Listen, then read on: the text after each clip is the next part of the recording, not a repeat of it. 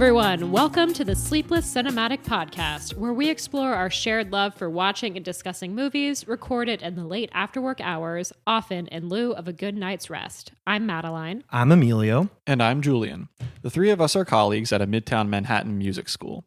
Yes, music is what brings us together, but movies are what keep us together, talking at the end of the night. So we've created some order to this ongoing trend by recording these conversations, considering an overarching theme while we cycle through 5 unique guidelines for engagement. In addition to these main episodes, we record and release bonus one-off episodes as we see fit, and we plan to do more of that in the coming months. While we do this, you, the listener, can count on the three of us doing what we've grown to love, foregoing sleep for a discussion about movies every other week.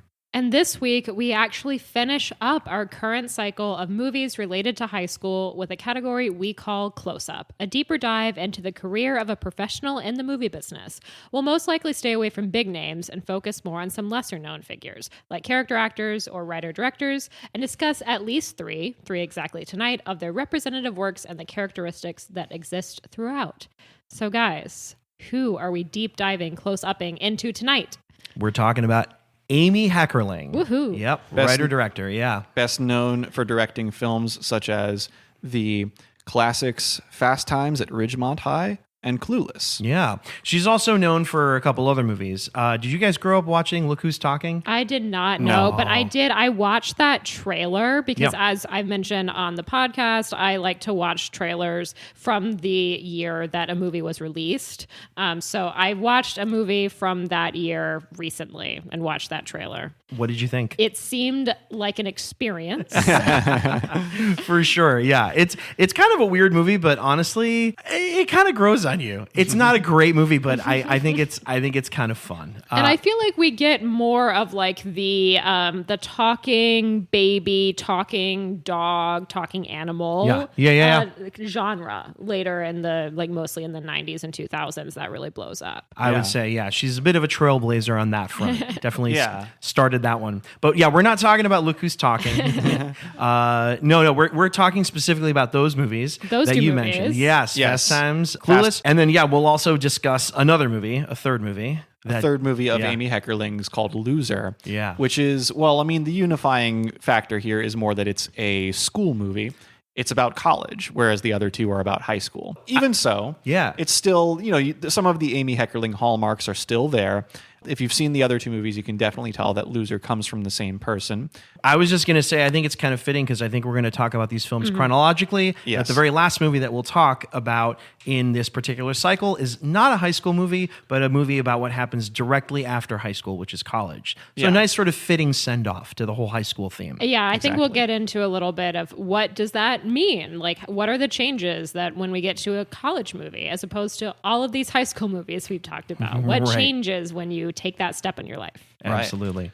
Amy Heckerling, I got to admit, I've known about her for years and years, although I really have not given her a whole lot of time getting to know some of the more recognizable characteristics in her work, or maybe even just deep diving into her as a person. But getting to read about her was honestly really fascinating on a lot of fronts. She's definitely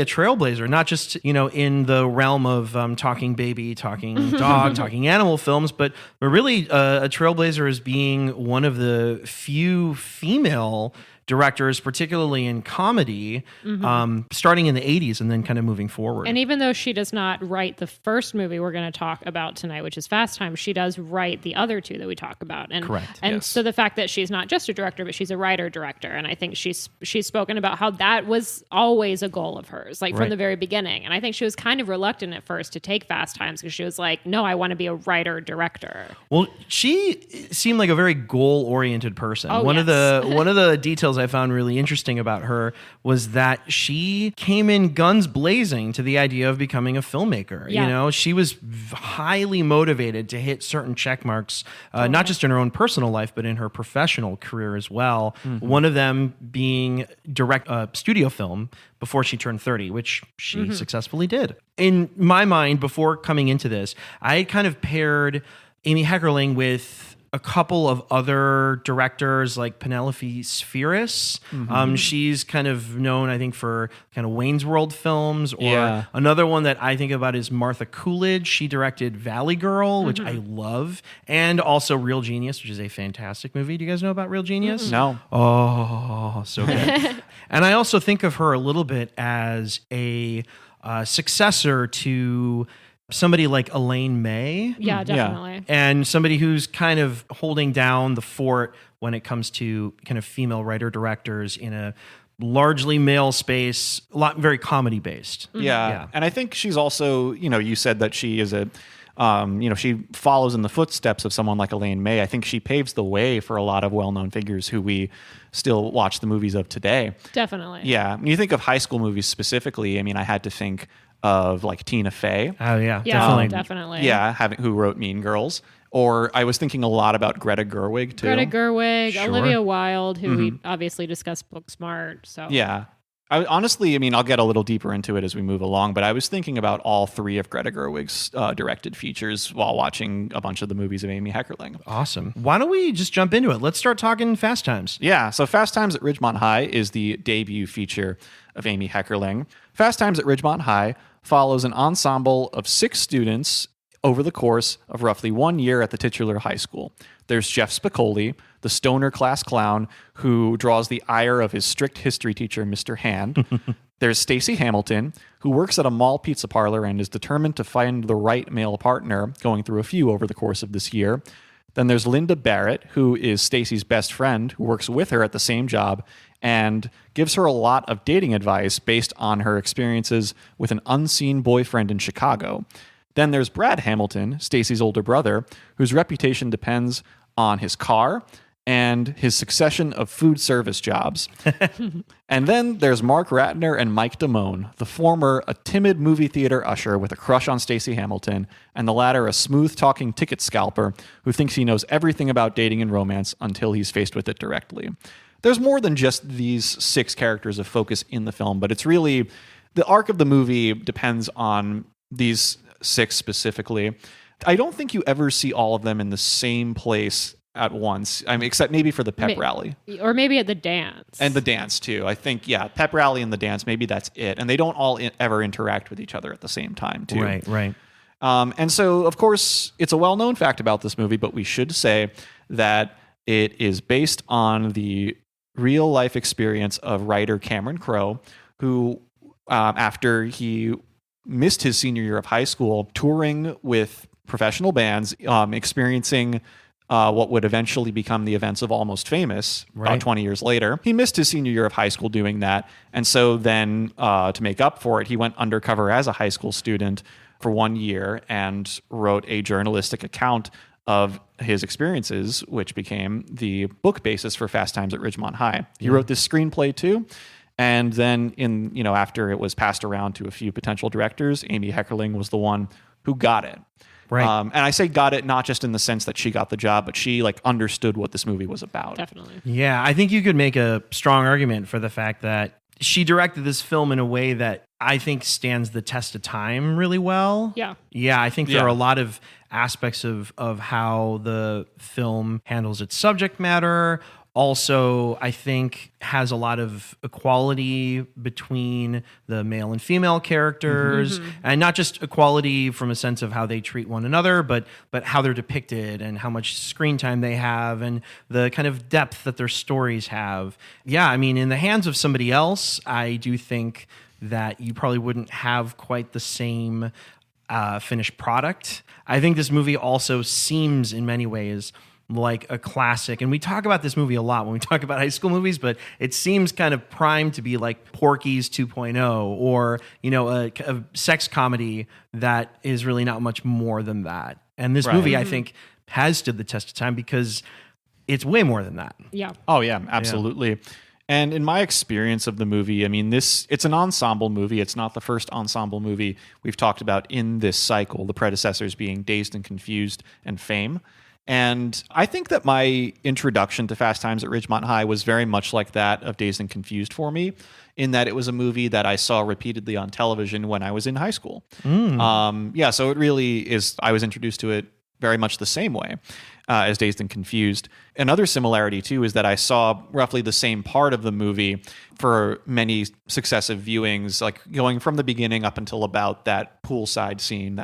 Yeah, I was going to say, did that make the TV edit? Yeah. I was very curious because I remember them saying on the commentary that the TV edit of this movie is quite different and has a lot of additional scenes, actually. Yeah. So I was curious if you that. remembered any of those. The one additional scene that I could think of that was not in the cut that I watched for this particular conversation was, I think there's a phone conversation between Stacey Hamilton and Linda Barrett. I don't remember much about it, but I think that maybe Stacey is telling Linda about Mark Ratner, and Linda is just like, oh, is he still in his heavy metal phase or something like that? Love that. Yeah. And I was like, isn't that scene in this movie? Like, where is that? And yeah, I guess that's only in the TV edit. But notably, in contrast to the TV viewing that I and you too, Madeline, had for, say, Superbad, which had a rather considerable cut, I remember watching Fast Times at Ridgemont High specifically on IFC, which does not censor movies. So that's like more of an HBO. Yeah. Gotcha. It was not that every viewing I had of Fast Times was on that one channel, but I saw it there at least once. And so there were a lot of the scenes that normally would get cut that I saw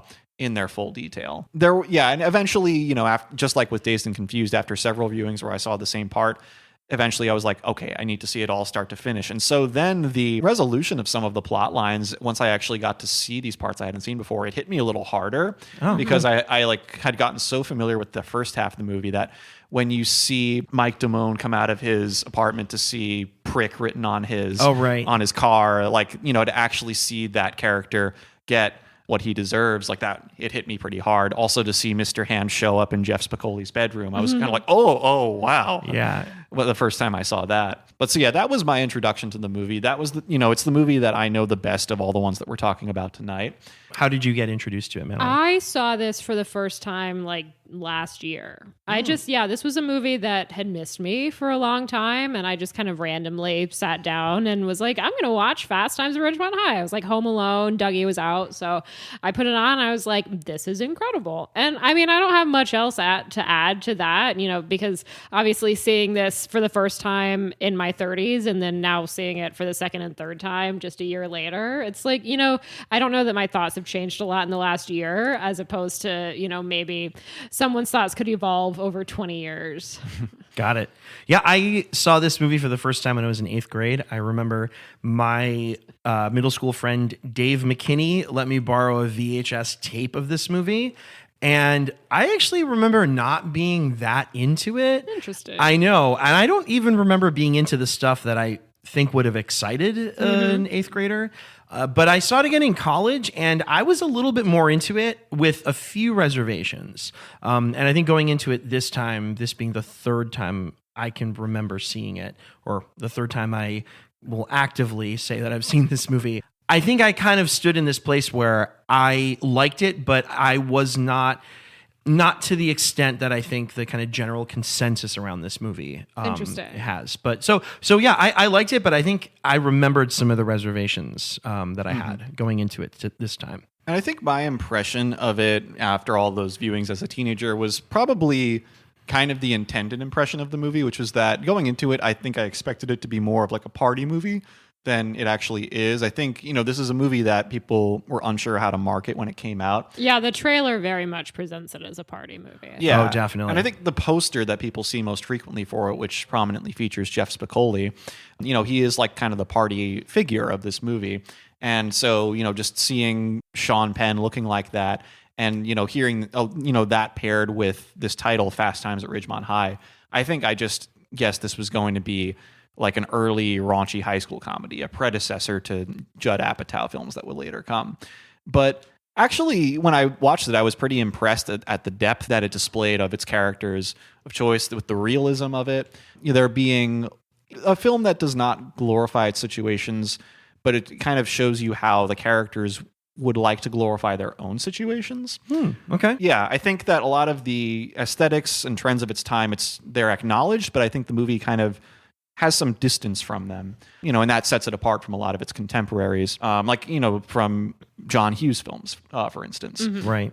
Which I think it comes before all the John Hughes films. Yeah. I think, your point about John Hughes films, I think is an interesting one for me to consider when I think about my own relationship with this film, because I think one of the things that John Hughes films, for better or for worse, have is a very consistent type of tone throughout. And so when you sit down and you watch Breakfast Club or Pretty in Pink or Ferris Bueller's Day Off, you kind of know what kind of movie you're getting every step of the way. Yeah. And I think one of the things that was tricky for me the first time I saw this, and to some extent the second time I saw it too, was how it toggles back and forth with its tone. And it's not that it's uneven, but what it's kind of asking you to do is make a lot of space to laugh and delight in Spicoli's antics, but also have a heart for when Stacy has to have an abortion. And so there's this like really strong sort of polar opposite emotions that you're kind of ping-ponging back and forth with in this movie that I think when I first saw this movie, I actually felt was kind of a weakness of the film. But I think the more I watch it, the more I appreciate how it really tries to give you everything. And that's one of its strengths. Yeah, I mean, I think that ultimately that's something I like about this movie. And something that accurately covers the scope of a high school experience. Yep. Yeah, we talked about ensemble movies in the past, like Dazed and Confused and Fame, and how they, like, you know, the best moments for certain characters happen in tandem with the worst moments for other characters. Sure, yeah. Absolutely true in Fast Times as well. Yeah. I said in the Fame conversation that it anticipates later movies like Boogie Nights. I still think that's true with Fast Times. I don't know for sure, but it would not surprise me if this was a very influential movie for Paul Thomas Anderson. Well, maybe. There's things about it that I feel like he has to have latched onto. Right. I'll say one of the things that jumped out to me, we were talking about music earlier, the soundtrack for this absolutely rips. Yeah, and so good. Yeah, apart from just the coincidence of circumstance and how I saw this in Dazed and Confused, that was a thing that stood out about both movies to me too. Yeah, and I mean, well, they've got Cameron Crowe writing this one, so you know, with his insider status in the music industry at that time, I mean, you know, that's how you get a Led Zeppelin needle drop in Fast Times at Ridgemont High, in a world where it's notoriously difficult to get Led Zeppelin needle drops in your movies. Yeah, let's definitely put a pin on that and come back. But that's a great moment. But talking about the music, I mean, it's interesting, and I think, Emilio, you also listened to the commentary on this. A little bit, yeah. I got through most of it. I remember her saying it. This may have been towards the end. Amy Heckerling actually dislikes a lot of the music in this movie. I think that she was fighting for a lot of other stuff to be in there. Yes, that's she true. She really fought for like the Oingo Boingo at the end. They wanted more Elvis Costello. She wanted like Talking Heads in the soundtrack. Yeah, she hates Raised on the Radio. Yeah, she's like, that's true. I hate this song. I didn't want it in here. They wanted to start the whole movie with that song at the very beginning. They end up putting it a little bit later, but she's like, I did not want this song in there. So I think that's actually a really good jumping off point to talk about Amy Heckerling and her experience making the film. Yeah. Because it sounds like while it is normal for a first-time director to come up against some studio interference or I think that that's something that definitely happened for her on this. Oh, definitely. I remember her also saying, and I think it was in that commentary, that at some point during the production of the film, the studio was nervous because the production shooting schedule had them shooting a lot of the more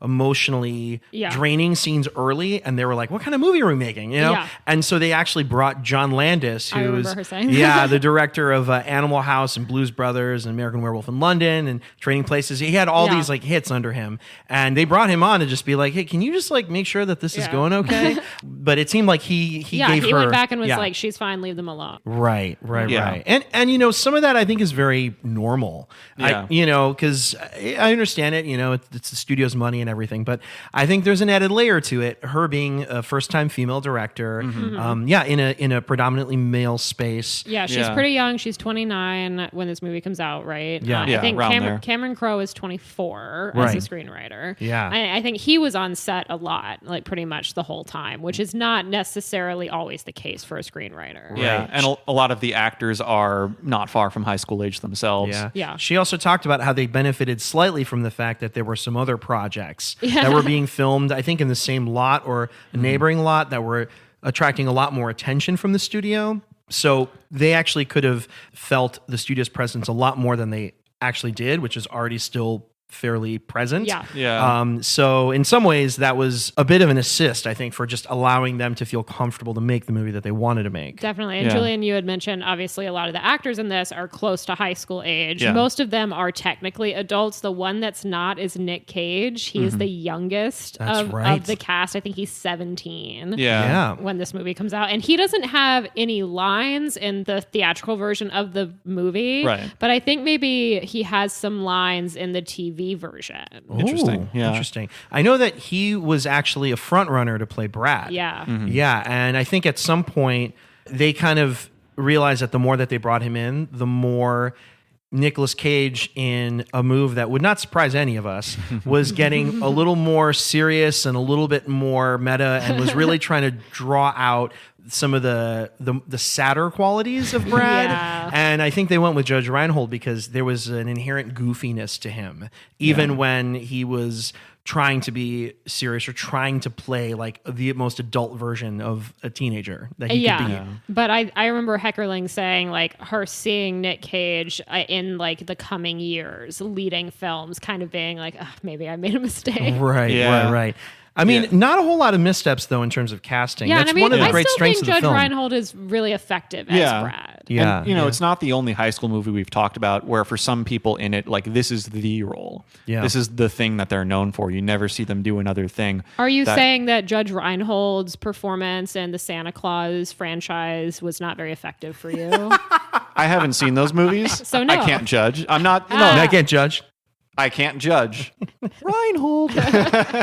Did not think that was going to be so high pitched. But anyway, so no. Okay. Yeah. I don't have the ability to gauge that particular performance, but at the same time, other than Beverly Hills Cop, I can't name anything else that Judge Reinhold Vice versa, baby. Vice versa. Okay. Vice versa. Look it up. Maybe I'm just, I need to step it up with my Judge Reinhold It's okay. knowledge. Don't worry about I'd it. say start with that and then go to Santa Claus. I think those can wait. Okay, fair enough. You were saying this is like a role for him that's like very defining Yeah, in his and career. Yeah, not only for him. I mean, there's a couple other people like Phoebe Cates. I mean, just off the top of your head, can you name any other big role of hers? Anyone? Drop Dead Fred, baby. Okay. Maybe, yeah. Do not test Emilio. I worked at a He video will pass store. every time. Yep. Okay. Well, yeah. Maybe, perhaps there will be later tests that are more challenging. We'll see. But yeah, like Judge Reinhold, Phoebe Cates, I don't think it's a stretch to say that these are the roles they're best known for. Yeah. But on the flip side, you have someone like Nicolas Cage, who's little more than an extra in the theatrical cut of the movie, who goes on to win an Oscar, or like Forrest Whitaker, who is more prominently featured, but still a side character to the main ensemble. And then, I mean, Sean Penn, who is prominent in the movie and becomes prominent in his general career later on. Right on. Eric yeah. Stoltz. Eric Stoltz. another one. Anthony Edwards. Yep. Yeah. So quite a few people who, this movie really is the springboard for them. For sure. I think, probably to the greatest degree, Sean Penn. Yeah. Because Spicoli is so iconic and he's so quotable. And Exactly. he was, I think, he was what people came out of the film talking about. Right. Yeah. And then Jennifer Jason Leigh, who I think, her career is like, it has some bumps after this movie specifically, but eventually, like, she becomes, would you say a household name? She's a very prominent actor. Depends on the household. I would say that she's like one tier lower than household name. Yeah. Yeah. She's a cinephile household name. Right. Yeah. Right. Yeah. But then also, two other actors I haven't mentioned yet, Robert Romanus, who plays Mike Damone, and Brian Backer, who plays Mark Ratner. Right. Same thing with them. They keep working as actors, but they're maybe a little more like Jason London in Dazed and Confused, where they have steady careers as character actors. Brian Backer we'll see again on this very episode. Yes, Oh, in Loser. Yeah, yes, we will. And then, so that's how it goes for some of these people. And then on the adult end of the ensemble, you have someone like Ray Walston, who was like close to 70 when the movie was made. Ray Walston plays Mr. Hand, by the way, and who was a seasoned character actor in his own right. And I mean, like for someone of a different age, maybe they have a different sense of him, but I think that Mr. Hand is like the role for him too. I think for a particular generation, and for most generations, I think born after what, like 1970? Yeah. That would be the case. Yeah. Yeah. And then on the teacher end too, the other most prominent teacher in the movie is Mr. Vargas, played by Vincent Schiavelli of Yes. One Flew Over Yeah, the we've Cuckoo's Nest talked about fame. before. Or Ghost. Or Ghost, yes. He has such a face. He has the face. And before we pivot away from casting, I have to mention that Arnold, who's Brad's friend who works at the burger shop with him, is played by a guy who happens to be named Scott Thompson. But not Scott Thompson. Yes, Thompson, no P. This is not Scott Thompson of Kids in the Hall of Fame. He's actually at the center of one of my favorite scenes in the movie, which is when he is getting trained to work at the All-American Burger. It's that scene where the Judge Reinhold character is talking to him about how his girlfriend Lisa is really cool and she's great in bed, and then literally turns around to her. She's right there. Yeah. She's right there, and then turns around and is like, "Hey, can we go to that place where people make out and maybe we get to have sex?" And she's like, "I don't want to have." I don't want to use sex as a tool, Brad. Exactly. Which Cameron Crowe said was an actual quote that he overheard once and was like, I have to put this in the movie. It's fantastic, but it also speaks to something that I kind of love that we see throughout the film is that, a lot of posturing. Yeah. I think that scene is a great example of inarticulate teenage dialogue. Yeah. It's good writing because of how stilted it is. Right. I also love that he turns back around and there is a burger on fire. Anticipating a certain scene in Clueless, too. That's true. You're right. Yeah, when Cher Horowitz has a similar issue with something she puts in the oven. That's correct. But yeah, in thinking about this movie, there's a lot of scenes. There's a different scene at All American Burger that is probably even more prominent in my mind where it's the scene where Brad Hamilton gets fired. Right, yes. And there's quite a few scenes in this movie that, whether it's because of my repeated viewings or just because of their general status in pop culture, I think are really unforgettable. That's one of them. I think the first scene with Mr. Hand and Spicoli is another. Right. It's not a minor moment, but it is not the most significant moment in the movie either. But that first scene when you see Stacy sneak out of her bedroom late at night and she, runs off while Jackson Brown plays, that's my favorite scene. Needle drop. Yeah. Whole movie. Love Yeah. it. Just right as she opens her the bed sheets, literally as it happens. Yeah. The song starts. So and good. honestly, does she think her mom is not going to hear that happen? Yeah, It's established later in the movie, though, that Stacy can be, a little unsubtle because of when she, claims to Brad she's going to the bowling alley and he sees her moments later running across the street to the abortion clinic. That's very true. Maybe she was late for her appointment. That's also true. This I think ties a little bit into a question that you had posed with us about this idea of maybe there's a little bit of suspension of disbelief, yes. In some of these scenes that we see some of these characters maybe acting in ways that wouldn't necessarily align with reality, but that in some ways it can be quite effective for telling the story. Yeah, I mean, the broader question I posed had to do with there's a lot in this movie that feels very real, and I think it sort of aims for this kind of all-American depiction of the high school experience. Whether it actually is that is debatable, right? But it certainly aims for that. But then there are some scenes, too, that really feel heightened for the sake of being cinematic. I don't think that means that they don't work. I think they absolutely do work. Yeah. But you do have to gauge the realism of some scenes versus the heightened reality of some others. And, well, I'll put it to you both first. What are some scenes that stood out to you as being heightened? I think the exact scene you're talking about. I mean, first of all, maybe it was partially the time period or the fact that this is in California seemed relatively easy for her to access reproductive health, for her to get an abortion as a 15-year-old in California in 1982. I'm glad that was so easy for her. But then also the fact that, she runs across the street, Brad sees her, and then he's waiting outside for her. I feel like this is heightened, but it's a scene that I love in general, but also when she comes out of the clinic and, right before she leaves, one of the nurses is like, I can't let you leave. And she lies to the nurse. She says oh, my boyfriend's going to meet me downstairs. Of course, Damone has stood her up at this point, so he is definitely not going to be down there. So she kind of goes down. I assume she's assuming she's going to have to just walk home from here. Right.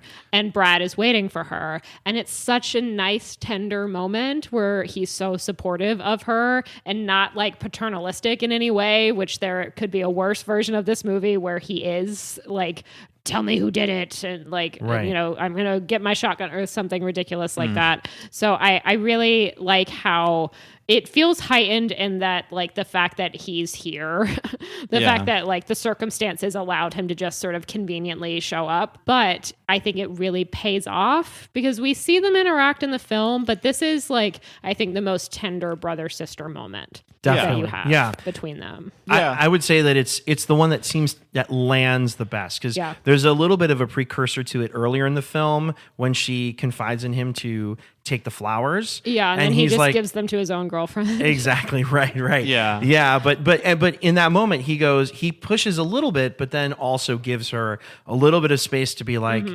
okay, I'm not going to ask you about this. And he does it again later, which I think is established, I think, not as a weakness of his character, but as something of a strength. Like, he's supportive, but he's not going to make her feel so uncomfortable in the moment, at the very least. Yeah. And I think that even if there are aspects of that sequence that feel heightened, I think, that whole subplot is one of the points that you can really center as an example of the feminist bent of the movie. Definitely. Sure. Yeah. It's something that, it's quite a progressive move to depict in a movie at that time, especially with Reagan as the president. Yeah. There are two things that jump out to me. One is a little bit of an earlier scene with Stacy, which is her losing her virginity right after the needle drop of somebody's baby, actually during that song. Yeah. It comes back, I think. It comes back around. Yes, it comes back around later. Yeah, but that scene in particular, I think there's a moment in there, and it's funny because I saw the movie and then afterwards listened to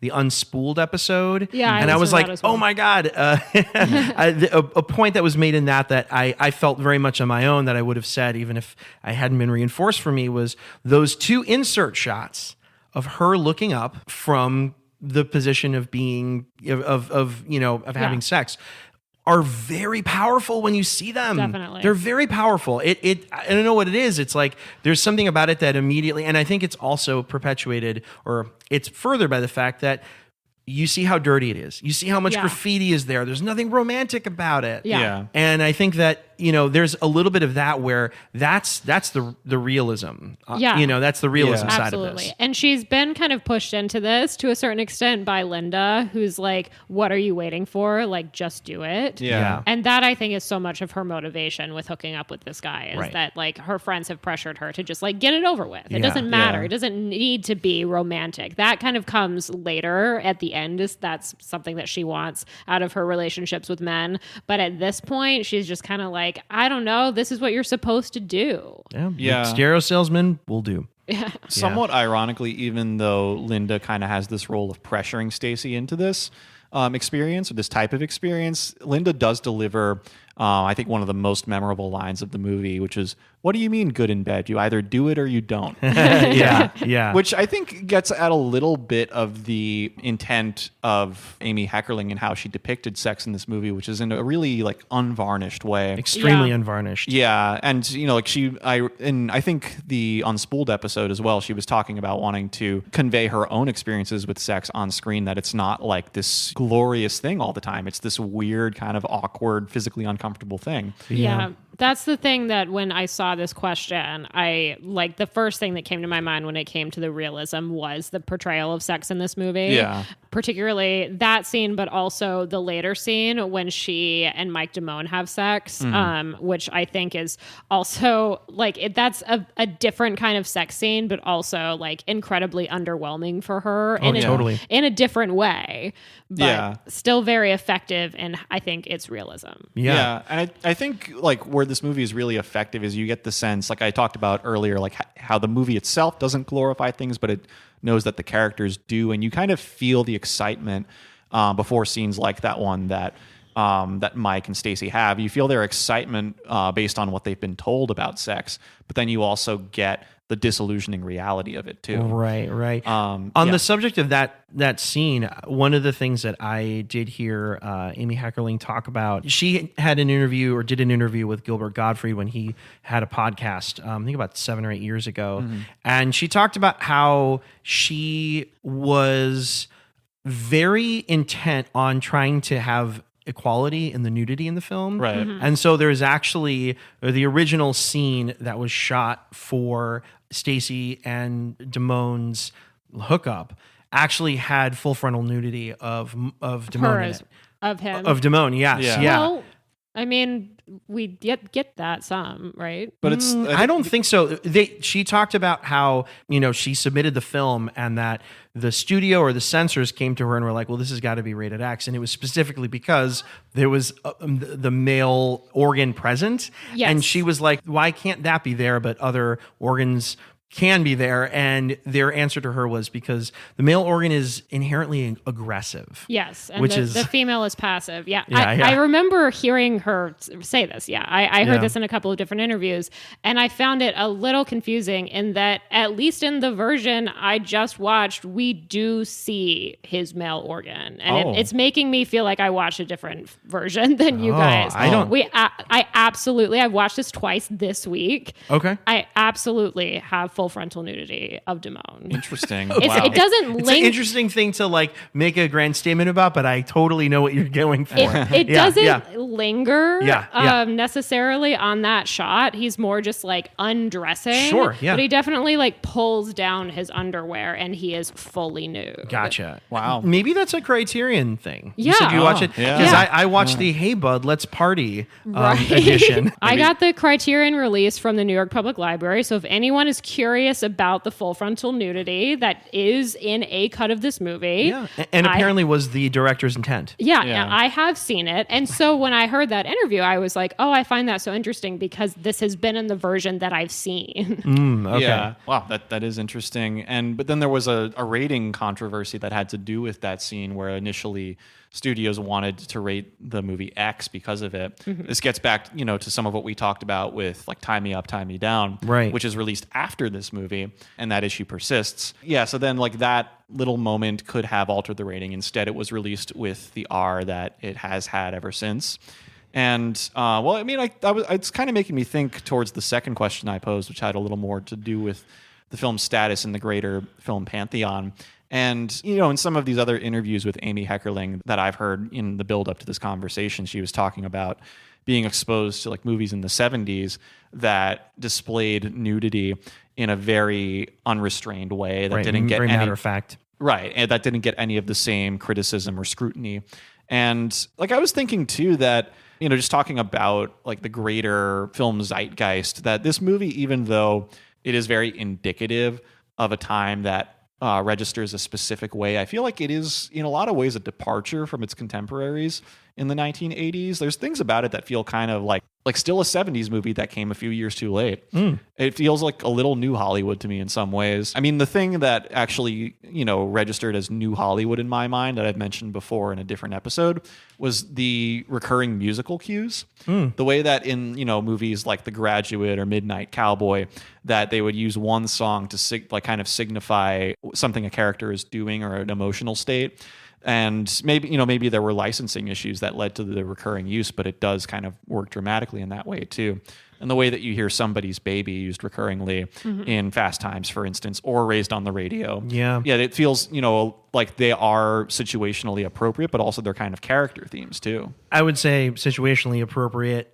We mentioned a little bit earlier, and before we move off from Fast Times, I want to go back to the Cashmere. Yeah, Oh, yeah, absolutely. Yeah, it's so good. I love that too. It goes back to, for me, and when I watch this movie, and one of the big takeaways is the amount of posturing that you do when you're in high school, about how much you try to put on airs, whether it's your sexual prowess, or whether it's somebody like Brad who's like, I have a job, I have a car, like, look how adult I am, although I'm still 17 or whatever, and how that moment is the result of that, right? It's Mike Damone's like what five rule 5-point plan for scoring with chicks or whatever. But yeah, how he says, he's like, if there's any way to do it, you have side one of Led Zeppelin 4. Yeah. And in a really lovely fun twist, right? Rat can't get it right. Yeah. And And ends proceed up- to hear a song not from Led Zeppelin 4, but from Physical Graffiti. Exactly. And like the least make out inducing song. Absolutely. Yeah, it's booming too loud in the car, and Mark Ratner and Stacey Hamilton are just sitting there kind of awkwardly as it's happening. Yeah, because they can't have any kind of conversation over that. Yeah, definitely. That's a little detail in this movie that I love because it really stems from, I think, one of the real strengths of the movie. Yeah. Is this idea of, having the music be a real character in the film, but also complement the characters in the film. Yeah, and actually extending from that same scene, and speaking of music, in that subsequent dinner scene that they have in I think it's like a German restaurant. Yeah. That's my favorite fantasy element. Yeah, well, there's like but go ahead with that. When Mark realizes he doesn't have his wallet, and then there's this moment of dun. Yeah, exactly. The only time Yeah. in the movie, like, you get thematic recurrences of music, but that's the only time that it's used in that dramatic way. It's not a specific song. It's just kind of a stock effect. Right. I also just like that scene in general because of how small they look. That's my favorite. She's put them in these gigantic, Enormous oversized chairs. She Yeah. makes these gigantic menus for them, and so they just look so much like babies Yeah. on their date, which is funny. I wanted to quickly go back to talking about Led Zeppelin because I found the story from Cameron Crowe and Amy Heckerling on the commentary about that so interesting, because Cameron Crowe said that people come up to him all the time and they're like, Kashmir's not off Led Zeppelin 4, which like, do not go up to Cameron Crowe and say this. Like, he knows. But apparently, like, they were planning to put something from Led Zeppelin 4 into this scene. But they could not, even with Cameron Crowe's connections, which is how they end up getting Kashmir, there was just some sort of licensing, like publishing thing where they could not get anything from Led Zeppelin 4. But Zeppelin was like, here, you can have Kashmir. And I do think it works so much better. Totally. Yeah. Thematically, it works, as you said, for Rat's character. Right. And I just love how that's kind of a happy accident. Yeah, that it's as if he just frantically searched for anything Led Zeppelin to play there. Exactly. And, with no regard for it being Led Zeppelin 4. It's also like, what does he own? Because we're not in a time of streaming, and I doubt he was just like, going through the radio until he got to Led Zeppelin. Like, what does he actually have on tape? Yeah. Yeah, and I have to say, too, that as much as Mike Damone is a deeply flawed character, I think Robert Romanus' performance is very good. He's quite good. Yeah. And it comes back a little bit too with something we talked about with Dazed and Confused, with the O'Banion and Darla characters, how there are for both kind of sets less confident and more confident male and female counterparts. Damone being like, look, I know what to do with this, for Rat. And then I can't remember Phoebe Cates' name in this film. I'm so sorry. Linda Barrett. Thank you. Linda, being that for Stacey as well. But it's intimated, I think, that Linda is a lot of talk. And not a whole lot of action. Linda and Damone, I think, both have this quality of talking a big game that maybe they don't have the experience that they are leading others to believe. Yeah. Just before we transition into Clueless, there are just two little details I'd like to shout out. One of them is, less of a specific movie detail, but I think a probable influence, which is that, and this is a fresh thing too, which is that with Mr. Hand, I have to think that there was some consciousness of him in the portrayal of Paul Hunnam in The Holdovers.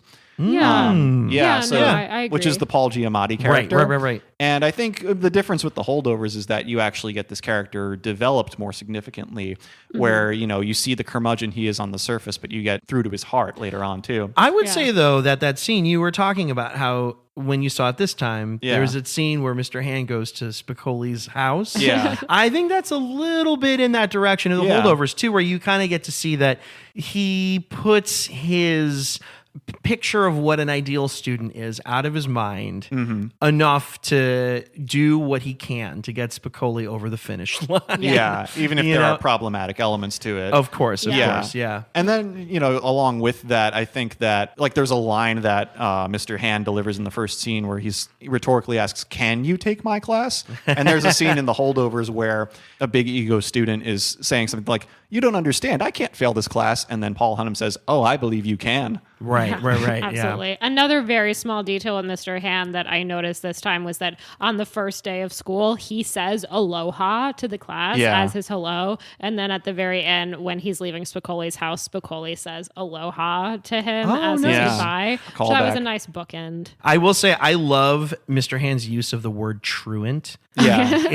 What is this just fascination with truancy? I love it. He delivers it so amazingly. Another line that jumped out to me that I thought was hilarious was the scene where Forrest Whitaker's kind of high school football star goes up to Damone to try to get Earth, Wind, and Fire tickets. Oh, yeah. And then I think it was like somebody who was just watching on, and he goes like, wait a minute, he lives here? I thought he only flew in for the game. Amazing line. So good. It's there and then it's gone. It's such a good line. Yes. Yeah. And last little detail before we transition that I want to mention is that, well, going back to the conversation when Mike Damone unveils his 5-point strategy for picking up chicks or whatever it is, did either of you catch the record store that happens outside of? It's Licorice Pizza. Licorice Pizza Records. Oh, fun. Yeah. So there we go. There's a real Paul Thomas Anderson connection. Yeah. And funny enough, in the Amazon rental that I watched, as soon as it was done, the movie that showed up to play next was Licorice Pizza. Funny. Yeah. Oh. So yeah, maybe there's a little bit of incepting going on there. Yeah. I like that though. Yeah. No, that's cool. Yeah, no, I mean, I will say I think watching this movie around this time, making a little bit of space for the kind of behind the scenes details of the film, I think was really cool. I think the more I watch it, the more I kind of take this in, and I see this movie in a light very similar to that of Dazed and Confused, which is I think the movies are kind of like, you use the term a sprawl to describe Dazed and Confused, and this movie feels like that too in a lot of ways. You know, you're kind of jumping in, you're jumping out, and that there doesn't need to be cohesion in the story necessarily for it to be truthful or powerful or meaningful to audiences. And I think I'm picking up a little bit more on that the more we go. Over a different span, it's really time that's the unifying factor. Yeah. And I mean, the same is true of Fame as well. Dazed and Confused, you have over 1 day. Fame, you have over 4 years. And then, well, Fast Times, you have not exactly in the middle, but at 1 year. Yeah. All have similar strengths, too. Yeah, totally.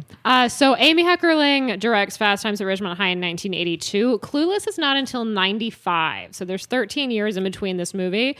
She does, as you were talking about a few other success stories that she has in that time, she does Look Who's Talking in 1989. She also does National Lampoon's European Vacation in 85. And there's a Fast Times TV series that she's somewhat involved in the 80s as well. I don't think it did that well. I don't think it did that well either. She's actually been a part of many kind of TV booting, there's rebooting. also one for Clueless, which she's pretty heavily involved and there was in. another one for Look Who's Talking called Baby Talk. So, look at that. And then, of course, there's Look Who's Talking 2. That's true. As well. And Look Who's Talking Now, that she was just a producer on. But if we're going all the way to 95 for Clueless, I have a quick little just summary of Clueless for those who have not seen it. So Clueless centers around Cher Horowitz, an impeccably dressed 15-year-old living in Beverly Hills with her high-powered lawyer, Richard Nixon lookalike father.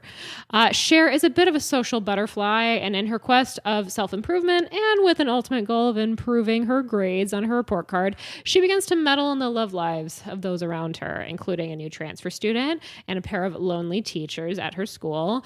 But with all this focus on the love lives of others, Cher's been neglecting her own love life until a striking new student catches her eye. However, he may not exactly live up to the fantasy she has in her head. So, will she be able to retain her place in the social hierarchy, nab a boyfriend, and pass her driver's test? Yes, we will find out. And that is a little bit of Clueless. Yeah. I got to say, rewatching this movie, because I think I'd only seen it once, and I think it's been a solid 20 years since I've seen it. This movie is fantastic. It rips. Yeah. It really does. It is so freaking good. Yeah. On so many levels. I thought a lot about Heather's actually watching it. I Clueless. did too. Definitely. There's a few moments that are like debatable references, I think. Yeah, absolutely. Yeah. And I think I think one of the things that really jumps out for me is the dialogue and the language, the slang. Sure. Yeah. It's like, what is it? The word Baldwin? Like Baldwin.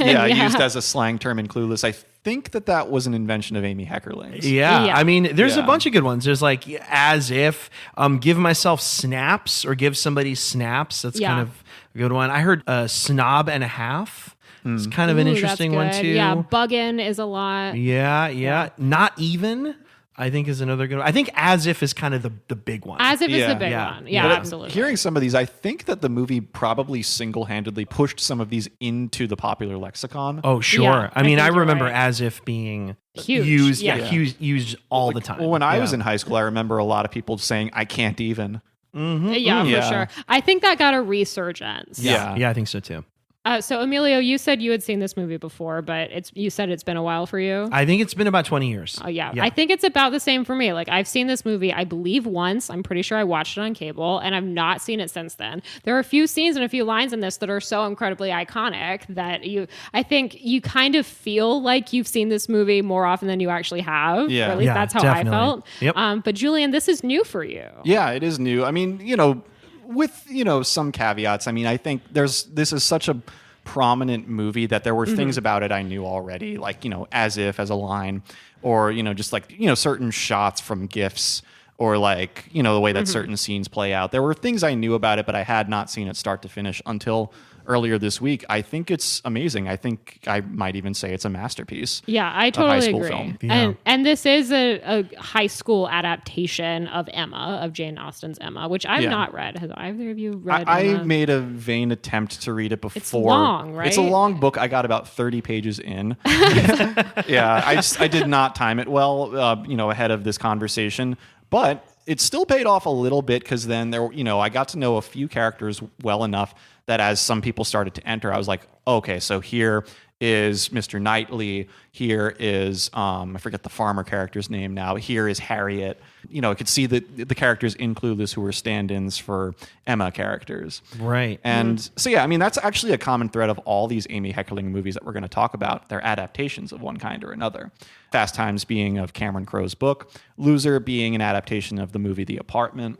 But yeah, Clueless is, it's an adaptation of an at that time almost 200-year-old novel. Yeah. Which, you may not on the surface think that carries over into high school in Beverly Hills in the 1990s, but it does. It definitely does. Yeah, it's wonderful. Yeah. So Yeah. Cher is, she's young. She's only 15 through much of this movie. She's preparing for her driver's test. She is pretty naive. And I mean, she says outright several times like that she's a little clueless in different circumstances.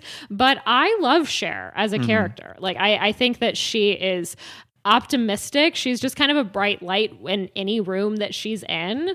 I think that just like the fact that she can come in and just be very like carefree can really like allow other people to put their guard down. Absolutely. Yeah. And I think that's such an admirable quality in her. She's really passionate. She's a really likable person. Kind of the first big scene we get is the debate at the very beginning. Right. Yeah. Yep. which I love. And, she has her little monologue about letting in what she calls the Haitians. And, Yeah. In a conversation that feels actually very topical to today. Absolutely. And the trivia that I love for that is that Alicia Silverstone, the actress who plays Cher, actually did not know how to pronounce Haitians and made the mistake on set. And apparently, like, cast and crew were kind of looking at Amy Heckerling like, should we stop her? And Amy's like, keep it going. Yeah, for because sure. it's so Cher. Yeah. It definitely is.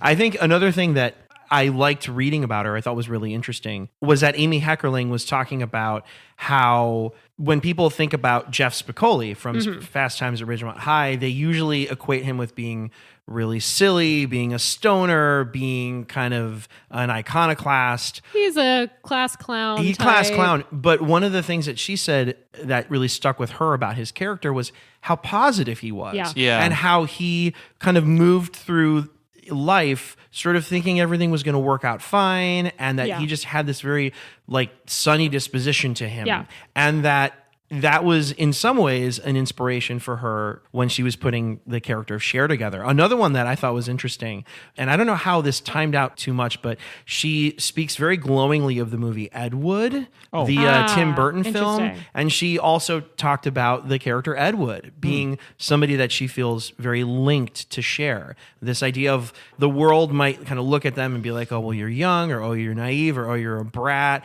or oh, you're just a rich kid. But that in her mind, she brings just endless positivity to everything she does. And I also will just say really quick, I personally just love how this movie handles the idea of altruism, because I do think that oftentimes when you are young, doing good actually comes from like kind of a more selfish place. There's normally an ulterior motive. Exactly, right. Like we do good in the world so that we can feel good about ourselves, or that we can make people around us, like maybe our parents, like proud of us. And I think it's just very refreshingly honest about that, like right up front. You know, she takes, you know, Ty on as a project really to like flex her like muscles and like test the limits of her influence. Yeah. And she does kind of the same thing with her teachers. Like she tries to hook them up as an attempt to get better grades. Yeah, because right? Wallace Shawn has given her a C, I believe. In debate. Yeah, absolutely. Yeah. And I find it really interesting too that, you know, by the end of the film,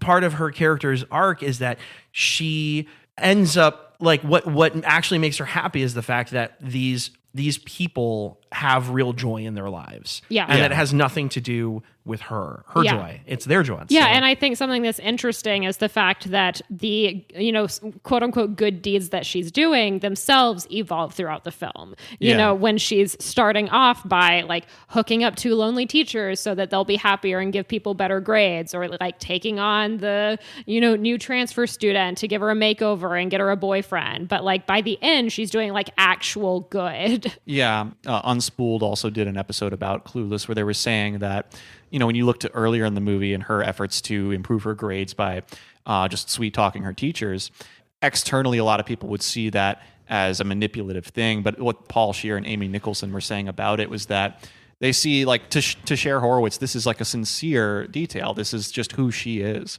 It's also an outgrowth of her being the daughter of a litigator, right? Yeah. Somebody who feels like they're able to exert their influence on their world and to negotiate for what they want. He argues with me for free because I'm his daughter. Yeah. Great line. I have to say, too, I love Dan Hedaya being the dad in this So movie. good. Yeah. Yeah. Dan Hedaya, in general, if he appears in a movie, that's automatic points for me. Yeah. He's excellent in this, and he really is. As I said, he's doing his Richard Nixon impression. He plays Richard Nixon and Dick and does a spot-on performance, I think, in that. And as soon as I saw him on screen again, I was like, he's giving the same performance pretty much as he is in Dick, but it's perfect. I thought a lot of the, I mean, even though different things happen in this movie, I thought of the father-daughter relationship in Say Anything. Yeah, I could see that. Absolutely. Yeah, it's like single father raising this high-achieving daughter. Although in Say Anything, there's the twist that the father is, I mean, I won't spoil it for people who haven't seen it, but that there's something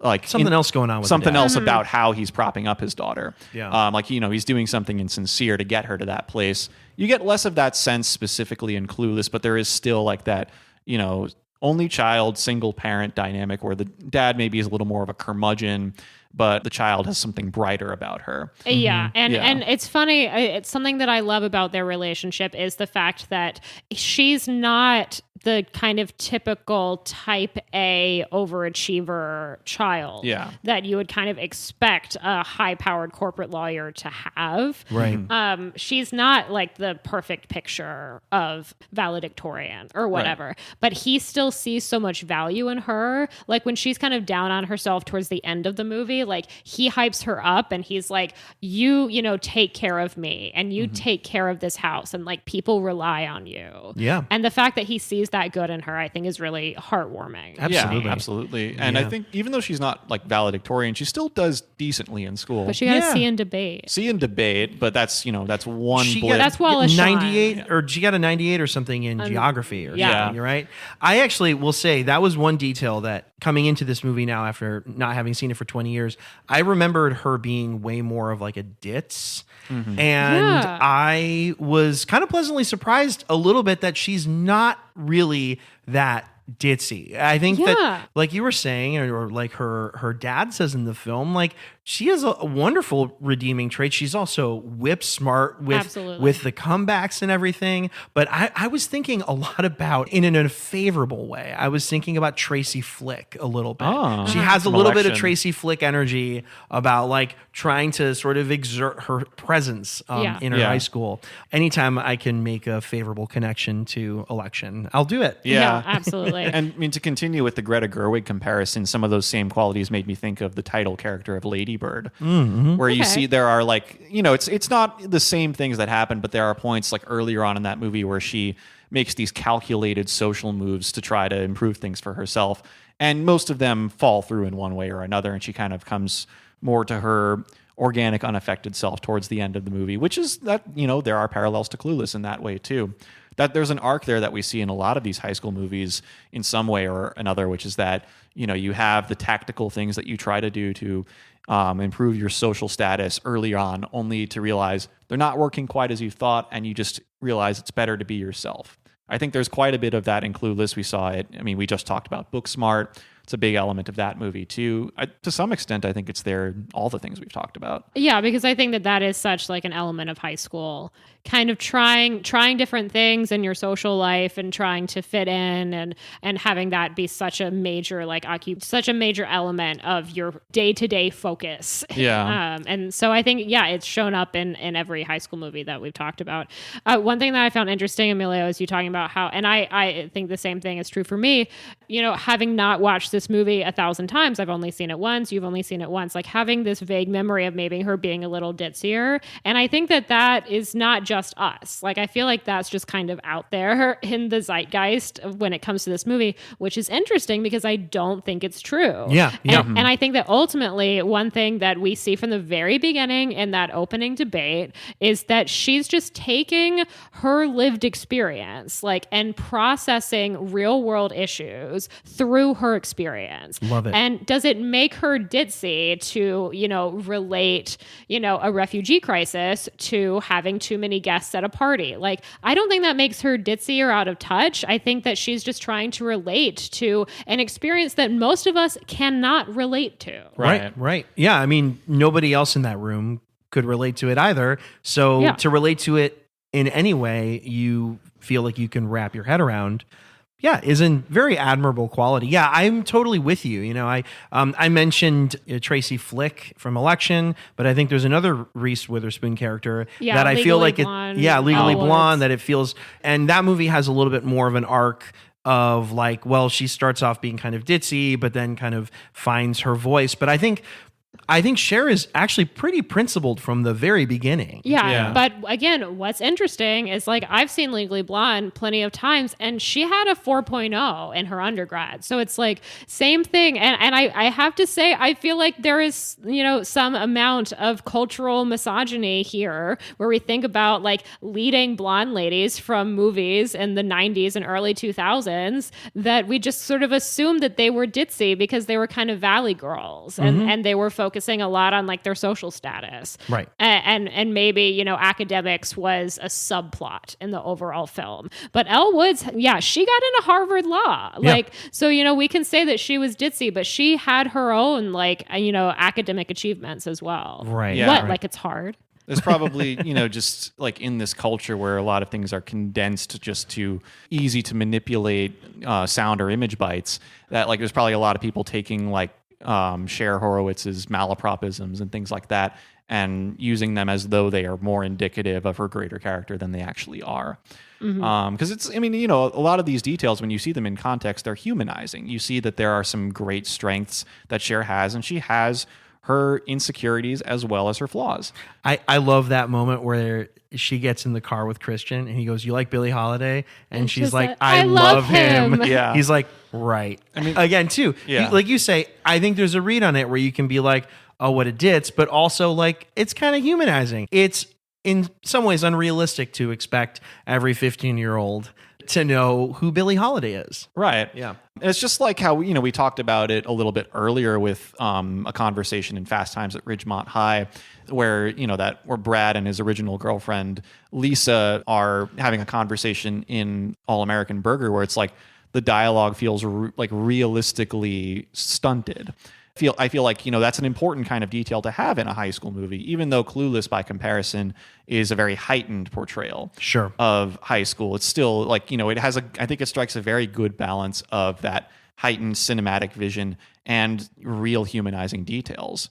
And also, you know, talking about Cher Horowitz's flaws, even though she does relatively well in school, I mean, perhaps the bane of her existence is that driving test. The driving test, which I love. I mean, there's the, you know, probably most well-known line from this movie, which is, "You're a virgin who can't drive." And yeah, my favorite piece of trivia with that is that Brittany Murphy, who plays Ty, delivers that line, and she said, "At the time, I was a virgin who could not drive." Right. She's, I think, the youngest of those actresses, main I think. cast, yeah. Yeah. And I also I remember hearing Amy Heckerling talk maybe on Unspooled about how she also failed her driver's test 5 times and like she hates driving. Yeah. Well, that sounds like a real New Yorker, though. Yeah, I think it was like a real culture shock from like moving from New York to LA and like having to learn to drive and take your driver's test as an adult at this point. Right. Yeah, that's something we haven't mentioned in full detail about Amy Heckerling yet. She's a New Yorker. Yeah, She big is a New time. Yorker. Yeah, she grew up in the Bronx. Yeah, if you listen to an interview, You can absolutely hear it. you can absolutely hear the accent. I mean, yeah, I have to think of Ty in Clueless in that regard too. Absolutely. Who has And a very noticeable New York accent. yeah, and you know, to tie a little bit, this back a little bit to a more broader perspective on Amy Heckerling, I think that she's somebody who you will see, I think, time and time again, write her own personal experiences. We started a little bit with some playful ribbing and joking about Look Who's Talking, but that was a movie that came very much from her own personal life. She had a daughter, and she and her husband at the time were always kind of joking around and playing with the idea of like, well, what would she say if she was an adult right now? Yeah. And she even named the female protagonist in Look Who's Talking after her own daughter, Molly, and wrote it the exact same way, Mollie. But I think, you know, to your point, I think Ty is sort of the Amy Heckerling stand-in. Oh yeah, because she's kind of a fish out of water. Absolutely. And Ty's so interesting to me as a character because she is way more experienced. Yeah. She's a lot more worldly. She is not a virgin as a character. Brittany Murphy apparently was. She's not a virgin. She's done cocaine. Yeah, some hard supposedly. drugs. So it's like she's coming in as, you know, probably most likely from her accent coming from New York, probably coming from somewhere like the Bronx and moving to Beverly Hills. Yep. And yet it's like these popular girls like in this community are taking her in and making her over, even though, you know, in a different world, like she could definitely be top of the social ladder. Absolutely. Exactly how she is when she comes in without having to wash the hair dye out of her hair. Right. Worth noting too, we've mentioned her name already, but this is a career-making performance for Brittany Murphy. Yeah. This is, you know, it's a common thread of a lot of these high school movies. You have like the career-making performances for a lot of people in them. Yeah, I mean, Donald Faison, who Right. I think most of us probably know as Turk from Scrubs. Yeah. Sure. Yeah, and then well, Yeah, it's JD and Turk. I got it. Yeah, which it's been a long time since I've seen it. apparently Zach Braff was up for Paul Rudd's character in this movie, so that would have been an early Scrubs connection. Right. That would have been, yeah. Yeah, we've said nothing about Paul Rudd yet, too. But like this is true, This is the career-making role for him too. Absolutely. I mean, this is literally the career-making role. This was his first film. Yeah. This is his film debut. Yeah, it's like, you know, what McLovin was for Christopher Mintz-Plasse, what Wooderson was for Matthew McConaughey in Dazed and Confused. Yeah. This is Josh for Paul Rudd and Clueless. Yeah. Um, I would compare their career trajectories after their first film a little more to Matthew McConaughey. Definitely. Well, yeah, Yeah, and for maybe- Paul Rudd. And no even- shade on Christopher Mintz-Plasse. No, but- no. Yeah. It's just facts of the career. But course. also to, I think, to Sean Penn as Jeff Spicoli. Totally. And, you know, speaking of Spicoli specifically, I mean, you have like a Spicoli successor in Clueless in Travis Birkenstock, played unforgettably by Breckin Meyer. I was going to. Yeah. He was going to be the next one I was going to mention. Yeah. Another, I think, sort of career launching performance for him. Yeah, Totally. and I think, you know, not only do you have the Spicoli connection in him being like the stoner class clown, but also in being like this guy who is kind of a ray of sunshine. Totally. Into I all of his love situations. him. Yeah. And I think that's part of why Ty is drawn to him. Yeah. Like from the very beginning and then also at the very, like, you know, Cher has been kind of pulling Ty away away from Travis. Yeah. Just because Travis doesn't have the same kind of like social cachet as Elton or any of these other high school boys and the more popular cliques. But They belong on the grassy knoll. exactly. But Ty is drawn to Travis, I think, like not just because he's cute or whatever, but because he just seems like kind of a ray of sunshine. Yeah. And he seems like he's able to be himself, which I think is another aspect of this film we talked about, which is these characters becoming more and more comfortable with the idea of being themselves. Yeah. The way that Ty, I think by the end of the film, is sort of able to balance the idea of like, I make space for, the skater guy as my boyfriend, but also kind of, mingle with the kind of glam aspects of being a high school aged girl. We started talking a little bit about Paul Rudd. How do you guys feel about Josh is my first question. And my second question is specifically to Julian. Did you know how this movie ends, like relationship wise, when you were going into it? Honestly, I don't remember how I got here, but I did know how it ended. I was kind of suspecting that you may just have absorbed it. Yeah, I think there may have been a time when I just channel surfed and landed upon the ending of that movie before watching something else and saw that last kiss that they have and knew that was going to happen. But that didn't ruin the movie for me. The journey to it is fascinating. Yeah, I think there are some potentially problematic things about their age difference. Yeah. It's tricky though. Again, everybody has different thresholds. I've said this before on this podcast.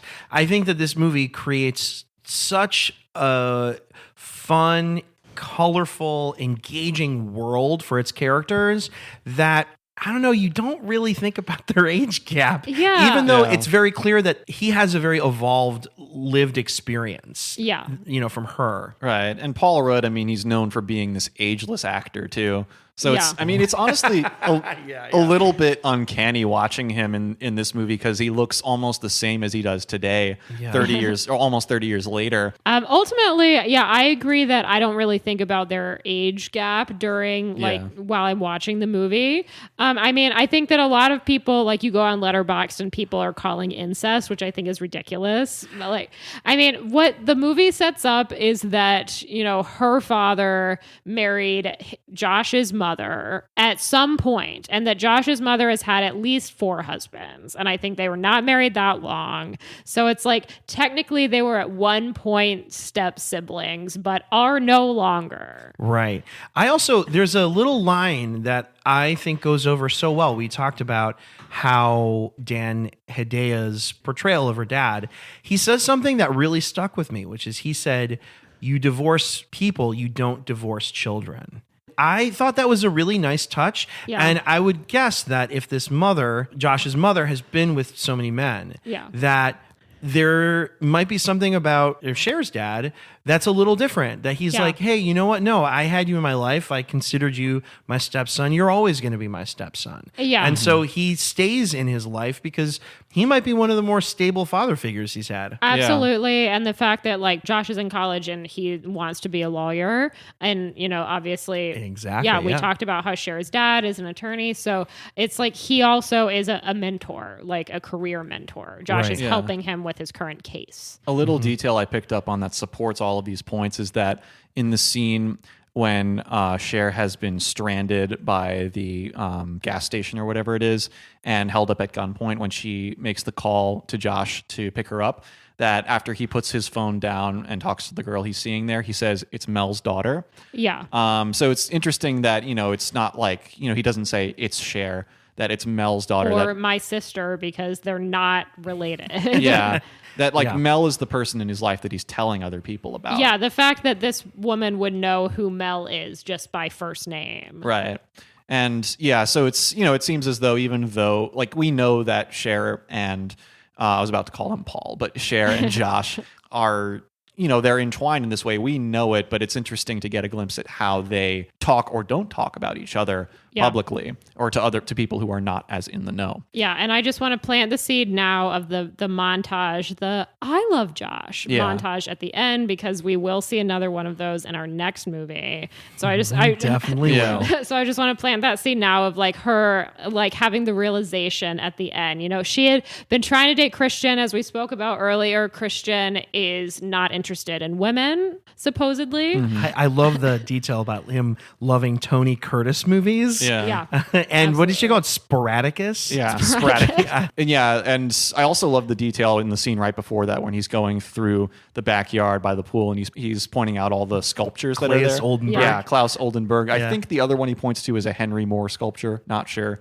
But just, I love visual art homages in movies. So that scene was like automatic points for me. That's right. You talked about that other one from Heathers. Right. Yeah, Barbara Kruger. Exactly. Yeah. I mean, I love visual art in general, but modern art especially, really scratches the itch for me. Also that, Cher has that line saying she looks like one of those Botticelli chicks when she's taking the photo. Well, it's a group photo, but she's talking specifically about Ty earlier on in the movie. I would love to just move on to one more question before we wrap up on Clueless, which is that Clueless really does kick off a string of like classic literature adaptations set in high school. And a few of those that I've seen, some of which I haven't, are 10 Things I Hate About You, Easy A, She's All That, She's the Man, Cruel Intentions, as well as just like classic literature adaptations. You talked about Greta Gerwig, like obviously Little Women. And so and an actual Emma adaptation with Gwyneth Paltrow. I think another one that I can think of is Anya Taylor-Joy. No, I think she it was Emma too. Yeah, there was also that version. I was thinking about a more dramatic one because most of the ones that you just mentioned are like comedies. Yeah. There's a movie called with Josh Hartnett, I think. That's an Othello remake, but also in high school. Yeah, so my question is, what is it about these traditional stories, many of which, as you said, are hundreds of years old? Some of the ones I mentioned are Shakespeare. What is it about these traditional stories that translate so well to a setting like high school, which I think on the surface would be polar opposites? So what is it about these stories that can even translate to high school, or this story and specifically? Emma is, I think, in the book meant to be in her 20s. She's meant to be slightly older, but this story works so well in a high school setting. And my question is, why? There are two things that come to mind for me. I think high schools are like their own ecosystem. Yeah. And so it becomes this universe for the characters to inhabit and also kind of manipulate or kind of make the most of. We've talked also about high school being something that people kind of get through in order to get to the next thing in life, right? And then I think, to take that even a little bit further, I think that one of the things that Clueless taps into really nicely is this, I would say, something of a fantasy that I think most people have of having a lot of influence in your high school and having influence in your social spheres and being able to, I think, just craft the existence that you want. I think when you're a teenager, you're a burgeoning young person and you have certain freedoms, but you don't really have all the independence you want. And so a movie like this, I think, really furthers that. And I think that's one of the reasons high school is a great setting for stories that feel so rooted in just tried and true like tropes of like relationships and power struggles and things like that. Hierarchies. Exactly. Yeah. Yeah. That was like where my mind immediately went, is that high school is innately hierarchical. And that's why you can have like a Shakespeare story set in, modern day high school and have it work depending on the situation. I was thinking too, maybe like not specifically about like classic literature or like, these age-old stories, but of like other like films surrounding Clueless that maybe are not specifically high school movies. The big one that was in my mind was When Harry Met Sally. I was thinking quite a bit about that while watching Clueless. And one detail about When Harry Met Sally that I've made the connection between that and other movies before is that you have this kind of secondary couple in the movie, which in the case of Clueless would be Dion and Murray, who are like going pretty steady throughout the whole movie, Totally. Even though they have their ups and downs. Yeah, their spats and their great moments. But then Cher herself, even makes a point about how, like, you know, when they think people aren't looking, they're really sincere with each other. Yeah. Right. And that in When Harry Met Sally, you have that Bruno Kirby, Carrie Fisher couple that are, you know, they have their ups and downs too, but they are in a way kind of like the role models for Harry and Sally. Yeah. Admittedly, I was thinking a little bit about this though, maybe with a few more asterisks in Grease with Kenickie and Rizzo. Yeah. And so like I felt like, you know, Clueless is undoubtedly a very influential movie. But that's a case where I think there is some quite probable influence that exists in Clueless that it reflects. And that actually brings me to a broader point. So I talked earlier on in the cycle in Dazed and Confused about, you know, the representation, or maybe not representation, but of demisexuality and how my own demisexuality and how I feel about seeing certain kinds of romance portrayed on screen. And that Clueless is one of a bunch of great examples of something called compulsory demisexuality, which I wish I could know more about. I know about this because of something in a Wikipedia article that has a citation that is not on the internet. It's like a scholarly article that's, you know, somewhere in Oxford University. But compulsory demisexuality is this idea that there are couples in fiction who represent the arc of demisexuality in that they get to know each other emotionally before becoming a couple. They don't put it under that name, but it like weirdly actually represents the experience. Clueless is a movie that I consider to do this. I think the same of When Harry Met Sally. And I mean, honestly, I think there's a little bit of this in all three of the Heckerling movies we've chosen to talk about. Totally. I think to go off of that a bit, I think one of the other things that I thought a lot about watching Clueless is, and I don't want to make this too broad of a statement, but I think when I say it's going to sound kind of broad, I don't think a guy could have written this movie. Oh, definitely not. I think and to that point, When Harry Met Sally was written by Nora Ephron. Right. You know, another sort of pioneering, you know, figure in film for women. And I think that it's just so sensitive, I think, to the way that relationships, you know, have their ups and downs and also how they can evolve. Yeah. And I think you're right. I think this movie shows these characters through several stages of relationship evolution. Yeah. And it's really cool. It's just great. It feels very lived in. It feels very real. Yeah, I think it's really interesting after Cher has her I love Josh moment. I love Josh. She also then gets really weird around him, which I think is incredibly relatable, particularly, you know, when you suddenly kind of discover romantic feelings for someone who you previously had a platonic relationship with, then that shifts the dynamic. And I love that they kind of explore, you know, she's had these little tricks that she's like tried to play on men before, and that, like, you know, she's buying herself flowers and candy and stuff to try to make herself appear more desirable and desired by other men. And she's like, I can't do any of that with Josh. I really love that touch and like that scene in here. And also on Josh's end too, like that, like, you know, a good chunk of the movie goes by where you don't get the sense he has any romantic attraction to Cher, but then there's that scene when she walks down the stairs in that tight white dress, and you just see, you know, from his stare at her, and I think there's a musical cue too, that he's like, he feels, you know, he feels the attraction. He feels the butterflies inside him in that moment. And I like that it's like about halfway through the movie that happens too. Like, this is exactly the point about compulsory demisexuality. This is like, it's gradual emotional connection. Cool. Yeah. Are there any little details that jumped out to you? There are a bunch of little ones. Yeah. The one that I have to mention, it's a line, you know, for most people, a throwaway line that Cher says, actually, in a scene with a character we haven't really discussed, which is Elton. But in the scene when we learn that Elton really is a creep, you know, when he sexually harasses Cher in his car, that, you know, before said harassment, or I guess as said harassment occurs, that Cher says, I'm having a Twin Peaks moment. Yeah. I was hoping we could do it at the same time, but I think I said it slightly differently. Yeah. Let's keep it as it is, though. It's I like the little discord there. But yeah, it's like, I was just kind of wondering, I actually missed this on the first viewing. I only saw it on rewatch. And I'm just wondering, like, is there a specific Twin Peaks reference that Amy Heckerling is trying to make there? No, I don't think there is. I think that this is, again, kind of like teenage posturing. Yeah. Where, you know, who knows? I I don't really believe that Cher watched Twin Peaks, or at least not watched it all the way through, but it was such a phenomenon, at that time, I mean, slightly before that. In the early 90s, yeah. So she would have some sort of like passing understanding of it. And so I think it's, I read that as Cher just kind of trying to sound grown up. Mm-hmm. Yeah. And like not being able to fully, actually understand stick the what she's landing saying. on that reference. And I mean, that was kind of the vibe that I got too, but I had to wonder, is there like some Twin Peaks moment I'm not thinking of here?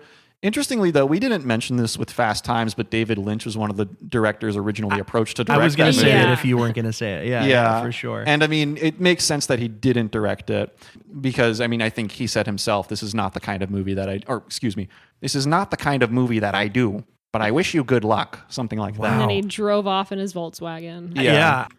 There are a couple moments that really jump out to me. There is one that I was laughing so hard at, which is when Cher is trying to convince Elton to give Ty a ride back home, and they're going back and forth about the directions. Do you guys know the SNL skit, The Californians? Yes, I was hoping you would say this. I immediately just thought about it. I could not help but recount all the like crazy directions. They're like, we go take the 101 to the 405 to the El Segundo or whatever. What are you doing here? Exactly. Yeah. It was right there for the take. It was so good. I mean, I have to wonder if the idea for the Californians came from that scene specifically. It is literally, it feels like it very well could be like the seed right there. Yeah. Totally. But having visited LA about 2 years ago after years of referring to that sketch, just for humor, honestly, I get it. Mm-hmm. You have to know the highways pretty well if you're going through that city, and like even without trying, you will say things like what they jokingly say in Clueless and in The Californians if you have to do that. Absolutely. Sure. Yeah. I have two lines that I love before we move on, which is one when they're talking about Cher and Dion being virgins, and they say the PC term is hymenally challenged. Yep. That's which a good I one. love. And then I also just in one of a throwaway line in one of the many voiceovers is I had an overwhelming sense of ickiness. Yeah. I really like that, and I think that could come back around as the ick has sort of entered our lexicon in the last few years, and so I feel like I have an overwhelming sense of ickiness like could also make a comeback. Yeah. I was going to say one other thing too. We were talking previously. I think Amy Heckerling has dealt with some picky licensors of music.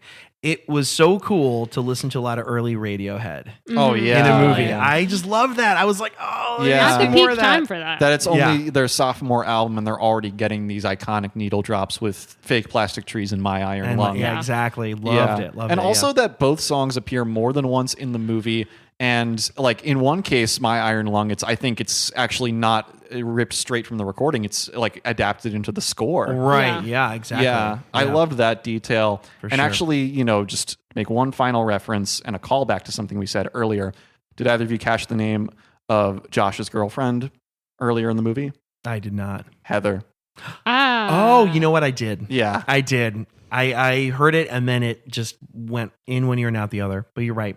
Yeah. Cool. Clueless is not as harsh a movie as Heather's, but I think there's some, intentional nods to it here and there throughout it. For sure. Oh, definitely. Yeah. And I just think this is a real high point for Amy Heckerling as a director, as a writer. I think, maybe as a way of transitioning out of this, we can kind of talk a little bit about the next movie that she helms as a writer-director. It was a movie called Loser that was released in 2000. It is very much like the follow-up to Clueless, the next thing she did. And this time, instead of being in high school, we are in college. Namely the freshman year of college. So the movie literally picks up, I think, where a lot of high school movies that we've seen end and just moves us right into that kind of very first year. For reasons that we're going to get into pretty soon, I think. It would be understandable for people out there to think that this is a high school movie. Yeah. But as we saw with Clueless before, Loser was influenced by some older source material. You mentioned a bit earlier one of these films. There are a pair of films, I think, that are referenced from Hollywood's golden age. We see traces of the 1960 Billy Wilder film The Apartment, in much the same way that Jack Lemmon in that film agrees to free up his Manhattan apartment so that his bosses can bed women instead. secrecy, Loser's protagonist Paul begrudgingly allows his jackass former dorm mates to use the off-campus animal shelter he's renting a room in as a place to throw parties and try to hook up with girls. If renting a room at an animal shelter sounds weird and potentially unethical, I think you are right. you are More on that later, yes. But we also see the influence of another teleplay in a 1955 film that I personally like. This is the third time we're going to reference the movie Marty on this podcast, but Marty, where Rod Steiger and Ernest Borgnine, respectively, one in the teleplay, one in the film, they took turns playing a 30-something-year-old butcher who is unlucky in love, finally meets a nice woman named Clara to date, but his family and his friends, whose perceived or preconceived notions of what an ideal partner for him would look like, disapprove of that pairing. In Loser, Paul he's styled to be kind of Marty-esque. He's something of a klutz. He's not conventionally attractive. He's a bit of a loner, and a loser in the eyes of most people who meet him in his first year. Paul takes an interest in a girl in his English class named Dora, who's like the Clara stand-in. And Dora is similarly styled to not be the catch that Mina Suvari in real life is. She's the actress who's playing her.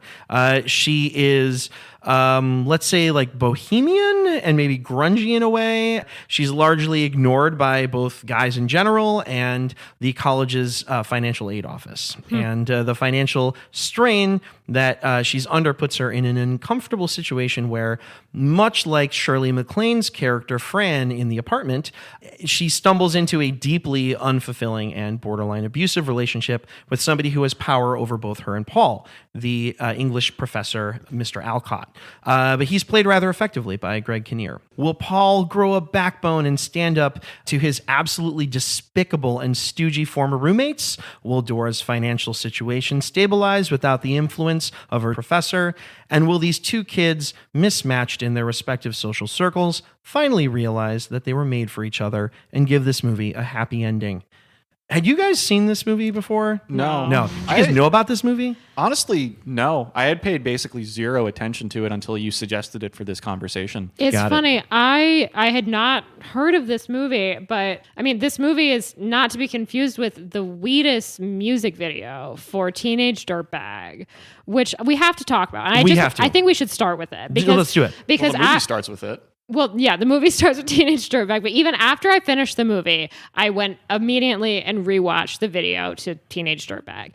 And it is confusing. It's extremely confusing. Because it has Jason Biggs and Mina Suvari supposedly in these same roles. Yeah, like spiritually like the same people. Basically the same characters, but set like a complete... It's not scenes from the movie. It's like they recorded a different story with these characters specifically for the Teenage Dirtbag music video. Yeah. Set in a high school. Like they go to prom and there's like lockers in the hall. Like it's very clearly high school. Definitely. And as I watch this, I'm like, I've watched this music video. Yep, me too. So I had not seen Loser. I don't even think I knew about the existence of Loser as a movie, but I had seen the music video to Teenage Dirtbag. Yeah. I mean, I'm with you. I was the same way. I remember when this movie came out, but because the music video put them in high school, I honestly thought that this was just going to be sort of a movie that had like American Pie energy. Yeah. And at the time, I was not really going for that. So yeah, I did not make time for this movie when it came out or any point in my life before a couple days ago. So yeah, this is very new for me as well. Yeah. I mean, of course, if you're talking about the American Pie connection, Jason Biggs is an obvious connection. Well, yeah, too. I mean, that was the real signifier for me in watching that. But yeah, and I think Mina Suvari is also an American Pie in the sequel. I don't think she was in the first one. Okay. Yeah, and American Beauty, right? A lot of Americans. Where she plays a character who I honestly thought of looking at Linda Barrett in Fast Times.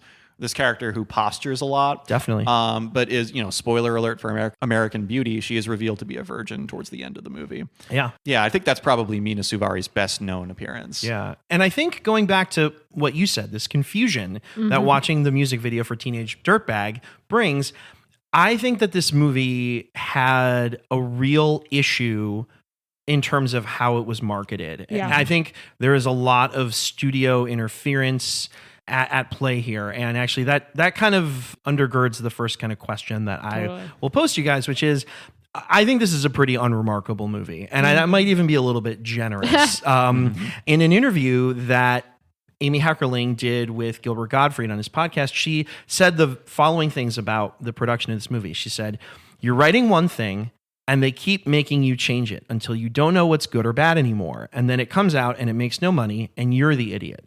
And you're like, well, I'm an idiot because I couldn't think of how to make this work with all the things that you made me do." And I felt like there were several moments watching this movie where all of the kind of care and wonderful world building and characterizations from a movie like Clueless that came out only a few years before is just non-existent in this film.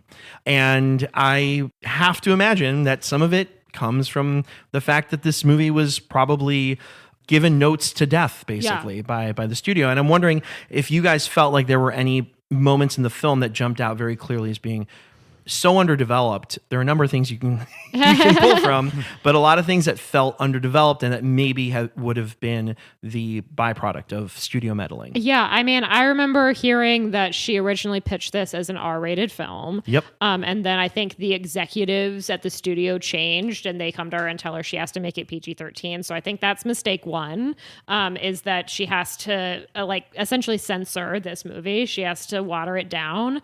I remember hearing that there was a scene that they shot that tested really poorly, which was a more explicit date rape scene. And I'm not sure what characters it involved. I don't know that it necessarily involved Dora, but regardless, there's a more explicit date rape scene, whereas everything in this film just kind of like, there's heavy implication, and you see them acted like his asshole ex-roommates actively using roofies, but you don't see them actually doing anything physical to these women that they've roofied. But apparently there is a scene where that happens that tested really poorly and they made her cut it out. And I'm not saying I want to see date rape in this film. I'm not saying that date rape would improve this movie, but I think that is an example of this movie being so watered down that if the movie was trying to, and if Amy Heckerling was trying to make some kind of statement about this behavior, it falls flat because she can't follow through with it. Yeah, she can't take her vision to its logical end place. Yeah, I had that feeling throughout the movie, too, that I could see a lot of the hallmarks of Heckerling throughout it in the arc of the story, the portrayal of certain characters, certain situations that happen. Also, like teacher-student dynamic, that's another thing. But yeah, it always, like, I think the whole time it just felt like I see, like, what it's going for, but it just, like, sometimes it's hard to pinpoint. It just doesn't quite hit. Yeah, it really doesn't. In the way that it never does. Yeah, that Clueless or Fast Times do. Maybe it's, like a lack of the same realism in acting, or maybe, like the script is not as clever or vivacious as Clueless. Right. Some things like that. I do believe that if there had been less studio meddling with it, it could have been more like it, maybe if not quite measuring up, a little closer to those movies. Yeah. One thing about Loser that kind of fell flat for me was that, so we know, like, throughout all these movies that Amy Heckerling makes some great pop culture references, and there were a lot of callbacks to classic films in Loser. Yeah, apart from just one big one. Yeah, apart from just the sources it's adapted from. I mean, there's like a moment where one of the fratty roommates of main character Paul, named Chris, says, "I'm gonna make him an offer he can't refuse." But also there's a scene that directly references The Graduate that takes place in Washington Square Park. And I thought, like, those were moments where I felt like I see what this is going for, but it just felt a little too obvious. Yeah, it's kind of low-hanging fruit. Like, Yeah. the offer he can't refuse thing, like, doesn't even, like, it doesn't play out in nearly the same way. Right. Exactly. It really doesn't.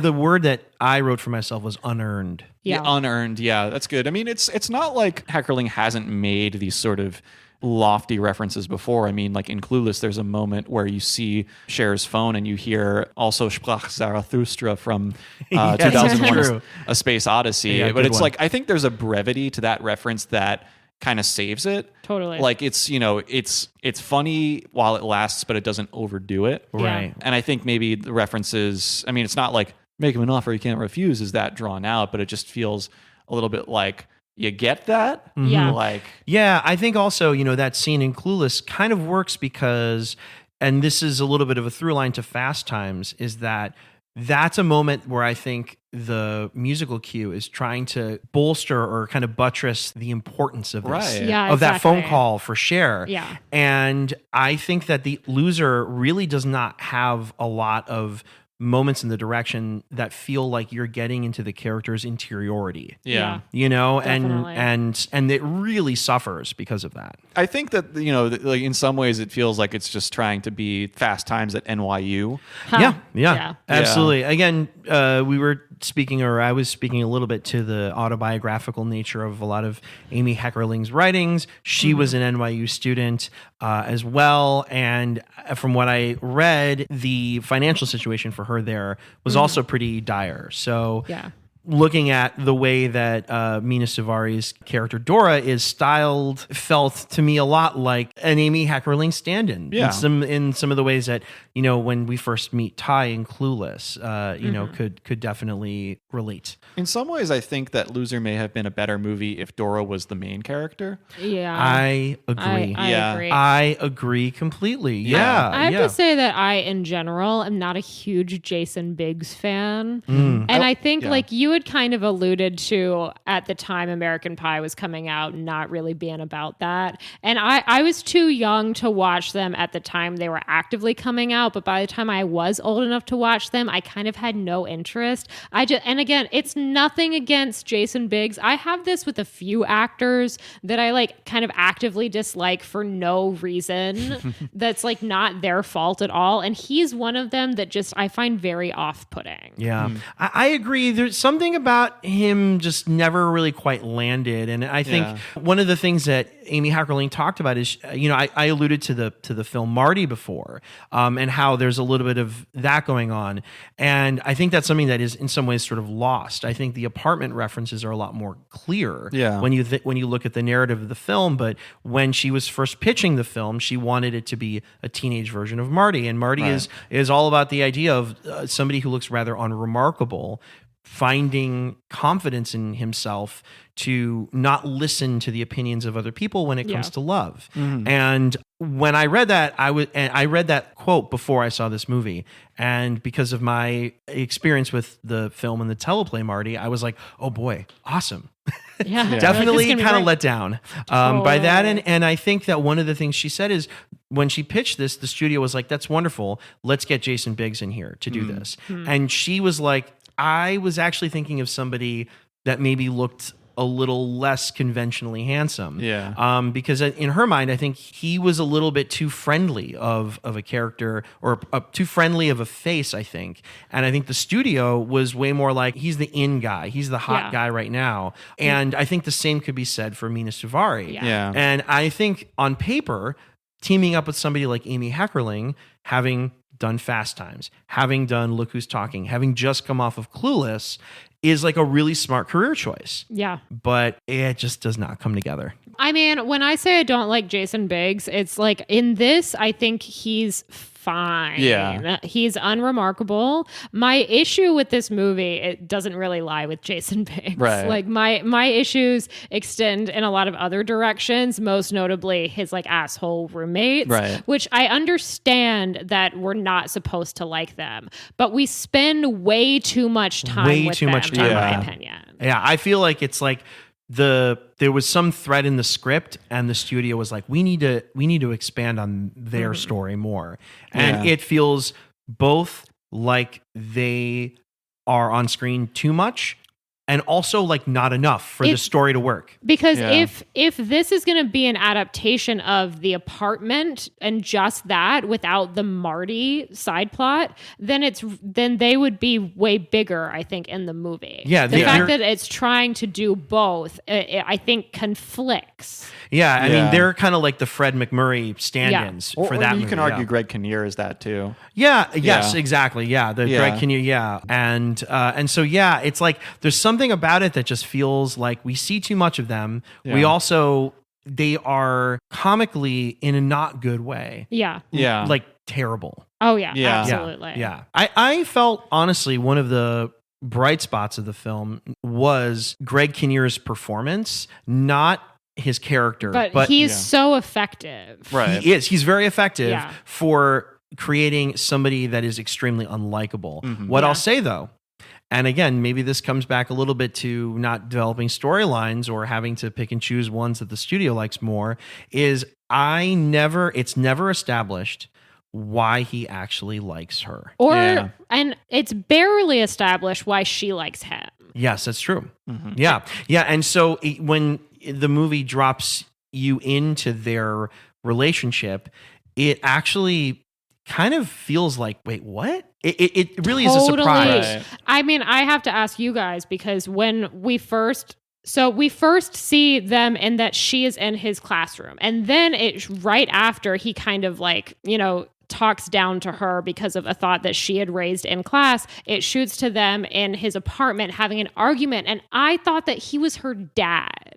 Yeah, I thought so too. I was curious Yeah. if either of you got that same vibe, because did. we don't immediately see them. Like, it doesn't immediately establish that they're in any sort of romantic or sexual relationship. It's just sort of her being like, I've told you not to like call me out like that. Like, you can't treat me like that in class. And like, it absolutely felt like a daughter taking her dad's class in college. That's the relationship I thought this movie was setting up. Yeah. I think it states fairly soon after that. He says something about, he's like, well, I'm taking a risk here by having a relationship with you. Yeah, it gets to it, but in the 10 seconds. Oh, of course. Oh, yeah. Yeah. No, and I would agree with you that I feel like dropping you into that situation the way it does is disorienting. Absolutely. And it really hurts, I think, the believability of their relationship going forward. Absolutely. I'd say that the one kind of plot line that I did find interesting that we alluded to a little bit is Dora's like kind of financial status. And that it seems to me like she may be implied to be a first generation college student and is, struggling with financial aid. And I think that actually, there's a line at the beginning when she like goes to the financial aid office, and the woman there at the desk that's essentially telling her she doesn't qualify because she doesn't have the right documents or whatever says, not everybody who's accepted can actually attend this school. Yeah. And that line really struck me. Like, I think that is a direction that this movie starts to go, which again, like I don't think it can fully follow through with the fact that we have set up a system. NYU is an incribly expensive school. Oh, totally. I assume you would know better than anybody. Yeah. But I know better than most people. the NYU alum of those of us currently on the mic. Right. Yeah. I think it does kind of have this plot line of her like being people who are not from a certain financial status and a certain class, just like being accepted into the school, but not having the means to actually follow through with that. Yeah. I mean, I remember that being a reality when I applied to schools. Yeah. And I know that it's a reality for many, many people. So I agree. I mean, I think that's a very humanizing touch that just does not get followed through on. Yeah, it's sort of the introduction of Dora's character. Right, And right. it just does, we don't really stick with it that much. Yeah. But then actually to bring this full circle to one of your questions, Emilio, about like the transition from high school to college in a movie, and actually to bring it full circle in this cycle. I mean, I think one pair of movies that gets the high school to college transition a lot better is a pair of Richard Linklater movies. Dazed and Confused being one half and Everybody Wants Some being the other. I do ultimately think that Dazed and Confused is the superior movie of the two, but Everybody Wants Some, I mean, because Linklater has this kind of established approach of, slice of life filmmaking, to perhaps make a broader point about the film industry, I think there was probably a little bit less studio interference towards Richard Linklater, a little more of just letting him take the project as he saw fit. Yeah. When criticizing Loser, I think I'm a little bit sad to do it because I have a lot of deep respect for Amy Heckerling. Sure. Yeah. And I don't want to put, for whatever faults the movie may have had with her unfiltered direction, I still, want to give her all due respect. Oh yeah, definitely. I mean, I think that my criticisms with this movie lie more with the studio and the world in which it had to come out. I did not like this movie. But my opinion of her does not lower at all. And I do not blame her for what I do not like about this movie. Right. Yeah. You made an interesting point about Richard Linklater operating a little bit outside of more kind of conventional studio spaces. There was a great article that came out about Amy Heckerling that was published in The Ringer by Lindsay Zolins. And she actually came to a really interesting conclusion, which is that I think Amy Heckerling really seems and has, even after this film and before, really tied herself to studios for production and distribution, for better or for worse. And her career never really recovered, unfortunately, from this movie. Yeah. And she really has not made a whole lot after. And I think in large part because I think the way that she kind of sees films getting off the ground and making their way to audiences and the public at large is still sort of, I think, tied from something that feels more studio based and not really independent. And I think one of the things that the article gets at is that maybe there is a second or third act by Amy Heckerling if she were to embrace more of an independent movie ethos. Yeah, I feel like Amy Heckerling is a director with an independent spirit in a studio system. Yeah. Totally. Cool. And are there any last little things that we want to share about Amy Heckerling? Or before we move on, we have to talk about the cat scene in Loser. The cat scene. The cat scene. I'm struggling to remember it. I'm struggling to remember this too. The kitten scene. We see this is we have to talk about this because we've all blocked it out. I totally blocked it out. As you briefly mentioned, he for some reason is like assigned to live in the spare room of an animal hospital for some reason, and he and Dora walk in one day after they had like let out a pregnant cat earlier. They walk in the door and they see like a fetus cat, like who's been like birthed, like the runt of the litter, who's been abandoned, and they like cut the cat out of like amniotic sac and then try to like reunite it with the mother. And this is so odd and so out of left field. And I just needed... Yeah, I'm with you. I just needed to mention it because it's so weird. Yeah. And it's such a weird tonal shift as well. And it's not set up at all. It's not. Other than the fact that they address the fact that there's a pregnant cat. Yeah. I'm sorry. I just needed to put that on No. record. I'm glad you mentioned it because honestly, like Julian, you and I both, I was like, what cat? What? And then, then it finally clicked. Yeah. There is one moment that I got a little bit of a chuckle out of, and I think, Madeline, you alluded to this as well, which is that we get a cameo appearance from Brian Backer. We do. As the doctor who pumps Dora's stomach. Yeah. You get after she's been roofied. Exactly. You get a little appearance from Scott Thompson, too, as a man just kind of having a fight with himself on the street. They're walking past on Astor Place, past a Blue Man Group. And he's a man just kind of like, I think he's just muttering something angry to himself on the street. Wow. So yeah, a couple of Heckerling favorite actors make their little one scene appearances in Loser. Yeah. One detail admittedly that I liked. Oh, speaking of cameos, Alan Cumming. That's one redeeming his, factor. Like archival footage of Cabaret. Yes, that's one redeeming factor for Loser. And another little redeeming moment is that there's a scene where I think it's one of the roommates who's walking outside of a club where you can see people lining up in Rocky Horror costumes. Yeah, I remember that as well. Yeah. And then another moment, you also get David Spade as the video store clerk. That's right. Oh, you're absolutely right. Yeah. Yeah. Totally. Do we want to do some unlikely shared universes? Absolutely. Let's do it. I can start. Do it, please. So for this one, I'm going to go all the way back to the first movie that we talked about. And we briefly mentioned Forrest Whitaker and his role as Charles Jefferson, who is a big football star and doesn't just fly in for games. He lives here. And Charles Jefferson may be a football star, but it's a long shot for high school football stars to make it in the pros. So maybe he does, get a good college scholarship, but I think it's totally possible that he has some kind of injury or other like life, altering experience that setback that prematurely ends his football career. Because really, what are the chances anyway?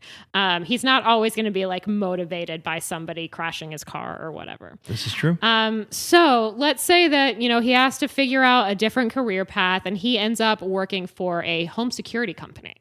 And one day he's approached by the grandson of a reclusive millionaire with an offer that he can't refuse. They hatch a plan to break into this deceased grandfather's house on the Upper West Side to gather some bonds or I think it's bonds. something. Yep. I think it's bonds.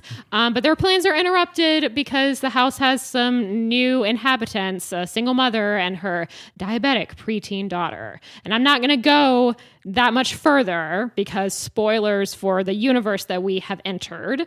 But I will say I feel like Charles Jefferson, who is now known as Burnham, may be one of the more sympathetic home invaders. He really is. On the team. Yeah. And I believe you guys know what movie I'm referring Definitely to. more sympathetic than Dwight Yoakam. I haven't seen it, but David Fincher's Panic Room. Absolutely. Room. Yep. Excellent. I actually just walked by the building that they filmed it in. Ah, interesting. It's on the Upper West Side. Yeah, I think there are only 4 Fincher films I haven't seen, and that's one of them. It's good. It's a good one. Yeah. Yeah, it's great. I've only seen it once. I watched it as a teenager. Definitely due for a rewatch. All right. Well, I'll come off of that with my own entry here. So in Clueless, Cher's father, Mel, at one point when Cher is about to go out on her date with Christian, says, "Listen, anything happens to her, I've got a 45 and a shovel. I doubt anyone would miss you." This very one. Keep going. So let's say that Mel Horowitz here is speaking from a little bit of experience. And that, he hasn't always been known as Mel Horowitz. He used to live in Texas by the name Julian Marty. Yep. And that, let's say that his marital troubles have lasted a long time too. Yep. And he used to have a wife who he suspected rightly was having an affair with one of his employees, and he hired a PI/hitman to take care of business there, but then was double-crossed by the same PI/hitman, and then discovered by this employee who his wife's having an affair with, and buried by him in a shallow grave. Mm-hmm. Now, let's say that in spite of all these horrible, horrible things that Julian Marty has gone through, he somehow survives, is discovered by someone tending to the patch of soil that he's been buried in. And, after a long recovery period, decides to reinvent himself, skip town for Los Angeles. Luckily, he's not going to be threatened by any of the people he was involved with before for reasons you can probably guess. And he decides to reinvent himself. And rather than being on the wrong side of the law as he once was, he wants to become a litigator now. And, he meets Cher Horowitz's mother in the process, and, Cher is born. This marriage ends not because of his own issues, but because of her untimely death. But then this cycle of his frequent turnover of marriage continues. And let's say maybe that it's not to do with marriage, but maybe he gets tired of law as a profession after some time and decides after, Cher's gone off to college, he decides to move into film production.